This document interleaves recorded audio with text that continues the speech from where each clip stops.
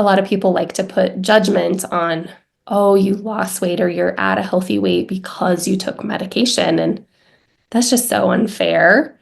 It gives this notion that like you're less than or you didn't accomplish something because you got to a healthy weight with the help of medication. And the reality is that's not true. Anybody who's had a weight journey knows that weight loss is extremely difficult. And a lot of times it's because our body's physiology is set up working against us. And all these medications do is put a stop in the vicious cycle and set your physiology, your biology up in a way that's not working against you so difficultly, right? And it doesn't mean that you don't have to do lifestyle stuff like healthy diet and exercise, like you do. You still have to do that to do it in the right way. Mm-hmm. It just means these medications kind of unlock a physiological piece that's a real barrier to people's success. What's up, you beautiful beasts? I'm Katie. I'm on a mission to help humans become their favorite versions of themselves and to strive for overall health by healing their relationship to food and exercise, healing their relationship to their body, and most importantly, healing their relationship to themselves, all without ever having to step on a scale.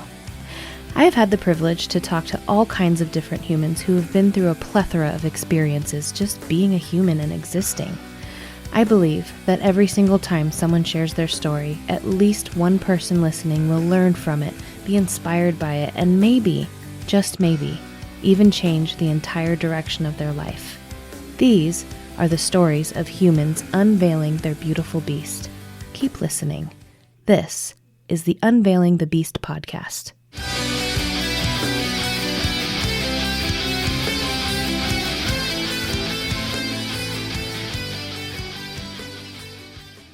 So welcome to the Unveiling the Beast podcast. I'm with Katie Sorensen. Katie's a very good name, so thanks for coming on. There's always more than one Katie. Thanks Oh, for yeah. me. Yeah, of course. Can you tell me and the listeners a little bit about who you are and why you think you are who you are? Ooh, good question. So I'm a nurse practitioner. I live in Colorado and I own a medical weight loss practice called Weight Loss NP. Why am I the way I am? I think, just a good mix of like upbringing, good solid family. I met my husband when I was 17. We're high school sweethearts. He's amazing. Got 2 kiddos. Yeah, I don't know, just a good family. I don't know. It's a good question. Just the way God made me, I guess. Yeah, that's any answer is the perfect answer because it's a very loaded question. It is. So, It's a tough yeah. one. Yeah. So the reason I asked Katie on, or she actually volunteered, was I've been having conversations with people about the GLP-1 receptor agonist medications. Most people know them as Ozempic, but that is just one particular group of these medications. And I think by the time this episode airs, there will be a few that I've already posted. I'm posting one tomorrow. But then right now, listeners will know that I've been knee deep in the research for the last 4 or 5 months, just as a personal trainer. Like, we have to know what people are up to, and also I'm a weight neutral health coach, and so that's like what. But, I'm very big on research, and so it's been blowing my mind what these drugs are doing independent of weight loss. And Yes. so I want to talk about them on the podcast and kind of squash some of the horrible things that people are saying about them on social media, like everywhere. So I think my first question I want to ask you is, what are they and how do they work in our body? Yeah, let's have at it. First off, I love how you're a weight neutral coach. I think there needs to be more like body positivity in this realm and more compassionate supporters for people that, struggle with their weight. We try to approach it in really positive, holistic manner as well. I think we align in that way. So GLP-1 receptor agonists. So that stands for glucagon like peptide 1 receptor agonist. That means it kind of triggers that receptor in our body. So GLP-1s are a hormone that our guts produce that are supposed to tell our brains that we're not hungry or that we're full. And for reasons that we don't quite know, we seem as a society, the people of our society, to underproduce that GLP-1 hormone. So this class of medications is an exogenous GLP-1 hormone. That means coming from outside of the body into the body to help propitiate that receptor to act like a GLP-1 hormone and do the things that it should be doing that we're underperforming, underproducing in its natural state. Mm. So you mentioned Ozempic is kind of a blanket term, and Right. the reason being is it's the oldest branded GLP-1 in its modern era. Hmm. Surprising to most people, the GLP-1 med class is on its like third or fourth iteration. It goes back to like Byetta, which is around 2005 was its kind of precursor. And since then, there's been several iterations. Saxenda is another one. So Ozempic is a name brand branded for diabetics specifically. Wegovy is the same molecule. The molecule is semaglutide, and Wegovy is branded for weight loss specifically. So by and large, right now we have two players: semaglutide, which is, like I said, branded as Ozempic or Wegovy, and tirzepatide, which is branded as Mounjaro or ZepBound. Mounjaro branded for diabetics, ZepBound for weight loss. But the brand names sometimes are used vice versa because the molecules are, semaglutide on this side, tirzepatide on that one. Yeah. I'm glad you brought up I was going to bring this up that Ozempic is actually the third in its class. And one of the things Yeah, that people, um, one of the bashings, so to speak, on social media, and I'm not like, no shade to these people, they're just uninformed, and is that like, oh, I can't wait to see what these drugs do to people in 10 years. I'm like, or over a long period of time. I'm like, but these have actually been studied for 20 plus years yeah, already. they And so have. we're already seeing the long-term effects. Maybe not so much on, because I know that the ones that are specific for weight loss haven't been studied, but it's essentially, in my mind, it's the same thing. It's still It like is. It's the on a very same medication. molecule. Yeah. Yeah.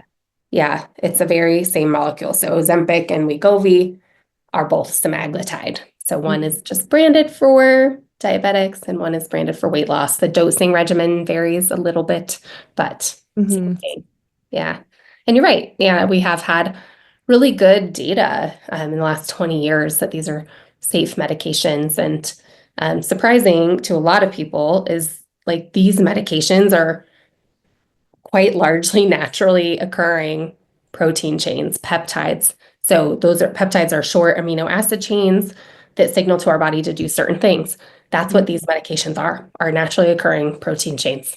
So Yeah. it's just amazing because we're working with our bodies with this medication, which is kind of like a breakthrough, right? It's just giving us a hormone that we kind of underproduce, right? So that our body does things that it should be doing anyways. And I think that's why these meds have been so game changing. Um, they're just giving us more of what we need to perform well. And they're really like above 90% naturally occurring protein chains. Yeah. I I kind of want to talk about the way that it's talked about in Yeah. that I feel like, you know, being so nerded out on the research myself and all the other things that it's doing, weight loss aside, it's hard. How do I say this? Like, it's hard to be seeing the studies and then hearing only the weight loss piece. Because, like, to me, that's the least cool thing that it does, right?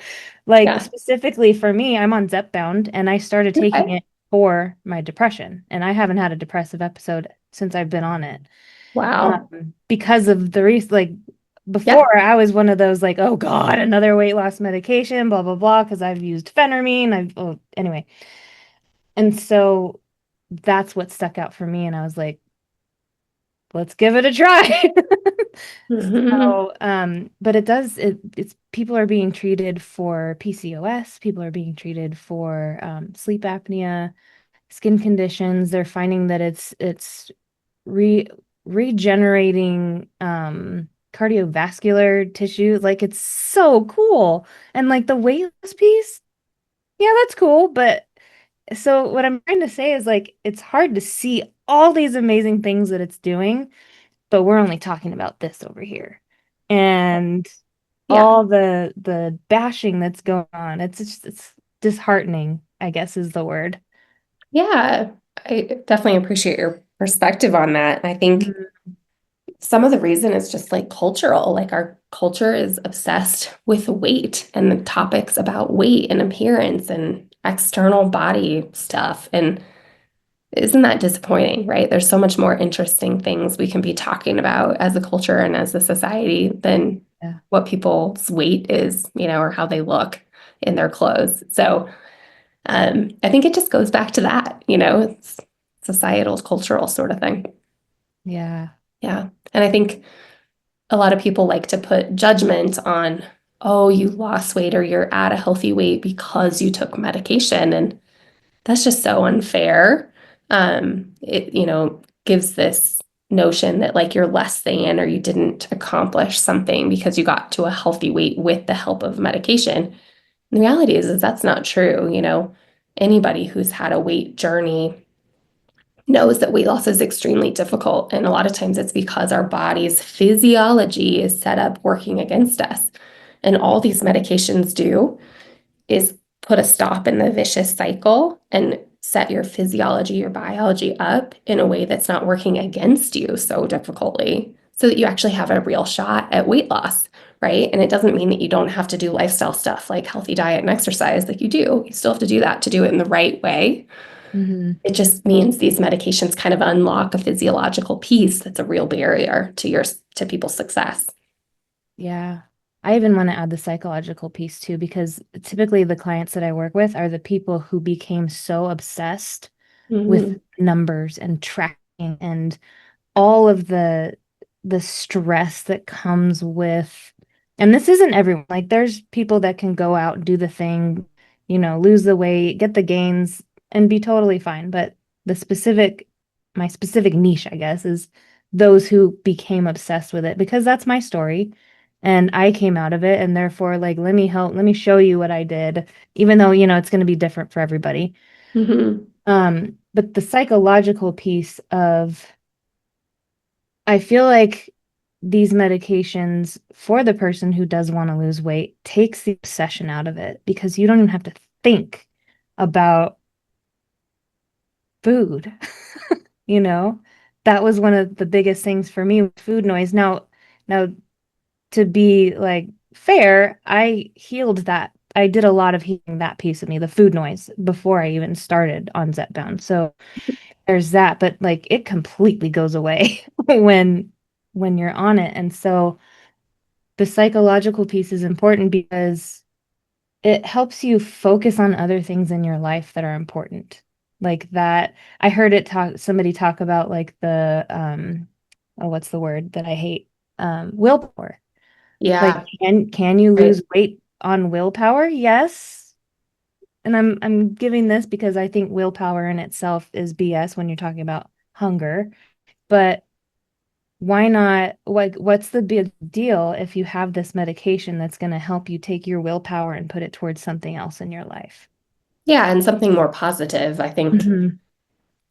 these medications put freedom and opportunity in between the first hunger signal and the choice of what am I going to eat. Whereas a lot of people with underperforming GLP-1 systems naturally before they get on the medication have hardly any space between the hunger trigger and the choice because they get so hungry and ravenous. And that's just a biological thing where they're often like seeking whatever the craving is saying that they want, which is in our unrefined craving system, it's either salt or sugar, right? Hmm. Even if that's not what we need. Um, so it puts space between that. It turns down the food noise, like you said. It's just that chatter in the brain about what am I going to eat next? How healthy is this? What do I need for my diet, my calories, my macros, all that chatter? It turns it way down so that when you feel the hunger signal, you can make a healthy choice with that leftover brain power, Hmm. which most of us know the healthy choices, right? Like we've been around the block. We've been Yeah. taught like how to eat healthy in general. Um, but the knowledge and then the action is really a difficult leap. And so these medications really turn down that noise, turn down that pressure, and give us time and space to be able to make a really healthy choice because we don't have such pressured food drive behind it. Yeah. Yeah. That's, And there was a recent study, I don't, you've probably seen it, about how these medications are actually supporting psychological diagnoses. Like you said, you're taking it for depression. There's a mhm. study that just came out that backs that up. And it's really interesting because last year there was a study evaluating whether these medications increase suicidal ideation. And Mhm. it came out saying no, they don't. And then this study took it a really great step forward, saying, hey, it actually is helping psychological diagnoses. And I think a good part of that is a lot of people with these lifelong or many years weight struggle, it becomes so much of their brain chatter and so much of their life. And that is just not a fun thing to be thinking about all the time, right? So if we can take that pressure out, we can give people a physiological chance of success with these medications in becoming, healthier version of themselves. It like makes people more confident and feel like they've got it, and that's great. That's wonderful. That's what people deserve to feel. Yeah. As you were talking, I this thought just crossed my head, and I don't have any data that supports it. It's just like a guess, but I'm guessing that the majority of people that do say, okay, I'm going to take this weekly injection to finally lose weight are the people that have done all the things, and they're just at this point, they're just so discouraged in like my story was I didn't understand the concept of adaptation in the body until I started studying human anatomy, like through my personal trainer certification. And so I was teaching 9 spin classes a week and not losing any weight, That's insane. not knowing that it's because my body adapted to that. And I was Yeah. like, oh, what do you do when that's not working? You add more. Let's do CrossFit 3 times a Right. And week. like that's crazy. At that point, you're just Yeah. really stressing your body and pumping out Yeah. cortisol. And of course you're not going to lose weight in that setting. Yeah. But when we don't know that, like my story was, I thought something was so wrong with me. Something's wrong with me. I see other people succeeding. Something's wrong with me. And so, like, going back to the people that are saying, oh, yay, finally something that can help me out, I don't see anything wrong with that. I don't either. It's a And gift. Yeah. yeah, and to put all that together and then have somebody say, "Oh, you're taking the easy way out." It's like, Oh, yeah, it's terrible. I know. no. Yeah, for those of you listening, Katie just kind of flipped off the camera. Yeah, I totally agree. Yeah. Um, so I think the judgment surrounding however it is that people need to be supported in seeking their healthiest version of themselves just has got to go. The judgment is like people have to let it go, right? And Yeah. these GLP-1 medications, they are not going anywhere. All the bad press, there's so much chitter chatter online from unqualified people writing these pieces based on no science, etc. They're just opinion pieces, essentially. There's so much of that chatter, and you can get sucked into rabbit holes going down those things. But I Yeah. encourage you really not to, ask a trusted healthcare provider, what are the positives? What are the negatives? What should I consider as far as do I have other options to help me lose weight? Have you tried other things if you want to first? Not that you necessarily have to. These are about the safest and most effective regimens we have for sure. I mean, they are the safest and the most effective regimens we have, period. Um, but have a conversation with your trusted healthcare provider that knows you as a person, that knows you medically, knows your family history and your goals, and let that be your source of information at least first, and then you can start further informing yourself because there's so much negative chatter out there that's just it's just wrong and it's based in judgment. I Yeah. think there's this notion of like one person is better than another if they lost weight through willpower alone, which is crazy, right? It's not like a willpower thing, it's a physiological issue regarding blood sugar and insulin resistance and so many Mhm. things that need fixed before people can be successful with diet and exercise. It's crazy. Yeah. But you're right. You mentioned most people that come to these GLP-1 medications or come to a practice like mine, they've been through the gamut. They've tried lots of things. Some people have had lifelong struggles with their weight, and they see these medications as some kind of miracle. And I hate to talk about it in such words because, for some people it is, and some people it doesn't feel so powerful. But it's life-changing for a lot of people, and it's so fun to see people succeed, to feel more like themselves, like more like the person that they know they are in their core and know that they should be, know that they deserve a level of fitness like you, my gosh, doing 9 spin sessions a week, like you ought to be fit as can be, right? And so physiologically, we have to unlock that Yeah. key, and GLP-1s can really do that. So, Yeah.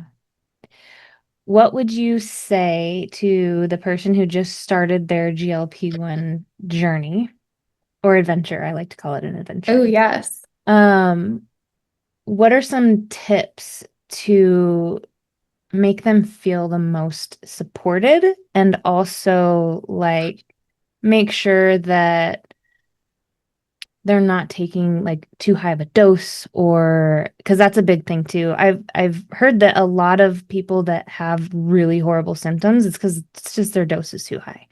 Yeah. But what would you say to the person who A needs support and B needs some tips to make sure they're doing it, and I'm putting in quotes for the people just listening, the right way?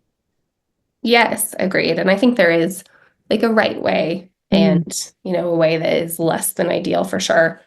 So I think main advice is to make sure that you step into this adventure with an open mind, talk to a healthcare provider that's licensed, that is legitimate, Mhm. um, about all the things I mentioned before, benefits and risks and alternatives and all the things, right?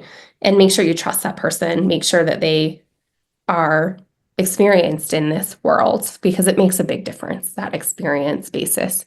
So do your due diligence, sign up with a licensed medical professional who will prescribe these medications at a tailored dose for you and that has good experience about knowing to start at a low dose, to titrate depending on side effects and efficacy. A lot Mhm. of programs I see out there just titrate to titrate, and eventually you're going to hit a wall where you're sick with side Yeah. effects, right? If you're just titrating to titrate for no reason. So having that experience behind your provider where, we take it slowish, we're looking for efficacy, we're looking for weight loss, but we're also looking to have minimal to no side effects. And that is doable. Like that Mhm. piece of the puzzle is doable. A lot of people start to associate side effects with success on these medications, and that's not true. You don't need side effects to have success and efficacy. So try to unlink that in your head and aim for minimal to no side effects. Um, Side effects are most common in the initiation weeks of treatment. So in the first month or so of treatment, and then in the first 2 weeks or so of a dose increase. It's normal and expected to have to increase and titrate your dose over time, but doing it judiciously and with experience is really important. And then, making sure you're sourcing your medications from a legitimate source. Like I said, they're prescription only. Yes. They're Yes. prescription only in our country. And so if you're getting it without a prescription, know that that's the black market, and you're taking on black market type of risks by doing that. Yeah. There's two things I would add to it. Um, One of the things that people say is, oh my gosh, these GLP-1s cause muscle loss. And it's actually not the GLP-1 itself, it is the weight loss piece. And for anybody who's losing weight, who, whether they're on one or not, you can lose muscle if you don't, A, prioritize protein in your diet so that, because that's what our muscles are made of, and B, strength training. So even if it's just twice a week, at least you're telling your body to hang on to that muscle. Um, So true. So right because now, Marie Osborne is in the news for like who knows? I haven't even read the articles. They're silly, but because she's like kind of wasting away and looking frail. And she's like, I should have never taken Ozempic, is the premise of the article. But she must not have done it in the right way because you're absolutely right. Anytime anyone's losing weight, whether it's from a GLP-1 or any other way of weight loss, including diet, exercise, whatever alone, you're at risk for losing muscle mass. And it's because of that Yeah. caloric deficit. So you're right, prioritizing protein, like Mhm. getting your calculated goal amount of protein, and then regular resistance exercise is how you keep that muscle mass protected, which is so important for our health. Yeah. Yeah, Yeah. Even when you're not losing weight. that's Yeah. right. Yeah. I often have a conversation with my patients that muscle mass gain, even if it means the scale didn't cooperate, didn't lose, no drop in the scale is always a win. So Hmm. muscle mass gain, despite any change in the scale, even if the scale went up from it, it's always a win. Yeah. 9 times out of 10, when I start off new training clients, I will actually have them gain muscle first before we Mhm. put them in a calorie deficit because more muscle burns more calories at your like it ups your basal metabolic rate. And so therefore, and that for listeners who don't know what that is, that's just like the calories you burn just by existing. Um, So yeah, muscle mass. And then of course, like, increases longevity. It helps you when you're old be able to sit down and get up off the floor, like so many other things other than Yes. just the aesthetics piece. So yeah, go get Yeah. your gains. That's right. Yeah. And I think using our big muscle groups, like our legs, doing squats or lunges or whatever your personal trainer kind of has you do, like Katie, we get a lot of bang from our buck doing that, right? Yeah. Because if we Mhm. strengthen those big muscle groups, they're burning through a lot of blood sugar, even just resting, sitting at your desk all day, in between your workouts. They're working for you, metabolically working. So our muscles are a metabolic organ that process our blood sugar better than anything else that we have. So super important. And I think I often give my clients a image of their 80-year-old self kind of living their life and like looking back, thanking their current self for putting in the investment in strength and muscle mass to avoid things like bone loss, osteoporosis, and frailty. Yeah. I it's especially in my face right now because I have two dads and one of them is in bed because he's had a lot of health issues. The other one sits down all day. He lives with me. And it's like, and it sits all day, has been sitting since 2011 when he retired. And now he's got all kinds of back issues. It's hard for him to walk. And I'm like, I don't want to be the person that's like, you kind of did that to yourself. But at the same time, like, I've never said that to him. And then there's Sure. my stepdad who, he's had stroke, heart attack, cancer, red man syndrome, AFib, like you name it, he's had it in the last 10 to 15 years. And right now he's recovering from what's it called? Um, it's an infection, MRSA, in his Mm-hmm. blood. Mm-hmm. And it got into his pelvic bones and like Oh no. he's been in bed for like a month. And right now he can get up and walk to the bathroom, but he needs help. Yeah. And just watching him in that state, knowing that I have never seen him lift a weight in my life. I've known him since I was 15. Right. I don't know. It just kind of Aw, wraps it up in my brain. Like seeing him like that, specifically my stepdad who can't get out of bed, is right. kind of why I go to my garage gym every day Yes. to lift the weights. I'm like, I don't want to be that. Like, Yeah. there's It's nothing like wrong with truly, him. It's yes, like it's truly an investment in your older self yeah, for yeah. sure. Yeah. So Yeah. And it's sometimes hard to have this knowledge when like like we have all the knowledge and our own family members don't always take the advice, but such is yeah, the human condition, like yeah. knowledge doesn't necessarily Yeah. mean action. Yeah. Well, I appreciate you coming on and having this conversation. It's, for the listeners, I'm going to keep saying this until I turn blue. It's a very nuanced conversation. It's not just weight loss and Ozempic and people are dying and, it's not, there's so much more to the conversation. So I appreciate you Yeah. coming on. I do have one more question for you, and I ask everyone at the end of every episode, and that is, if everybody in the entire world stopped what they were doing and looked at you and said, Katie, please give me some advice, what would you say? Mhm. I think I would say like get outside in some sunshine and go for walks. I think it's so healthy for our mental health, which often drives our physical body health. And so we really have to take care of our mental health and our physical health to be this whole body healthy person. And I think going for some walks in the daylight and the sunshine and the nature really accomplish a lot for both of those things. Beautiful. Beautiful beasts, Katie Sorensen signing off. Until next time.